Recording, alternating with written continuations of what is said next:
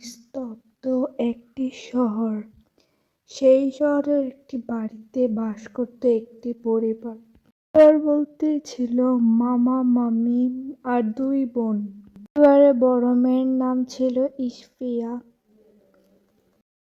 ইসফিয়া এখন কলেজে উঠেছে। ভালো করে পড়ালেখা করানোর জন্য তার মামা ঠিক করেন তাকে ঢাকার এক নামিদামি স্কুলে ভর্তি করবেন। সমস্যা ছিল এটাই যে কলেজের কোনো হোস্টেল সিস্টেম ছিল না। তো কলেজের কোনো হোস্টেল সিস্টেম নাই, তাই তার মামা ঠিক করেন প্রিয়াকে কলেজের পার্শ্ববর্তী একটি ভাড়া বাড়িতে থাকতে দিবেন। একটি পুরাতন, তাও তার মামা তাকে সেখানে ভাড়া থাকতে দেন। এটি পুরান হলেও তাদের কিছু করার নেই, কারণ এই বাড়িটি কলেজের খুব কাছে।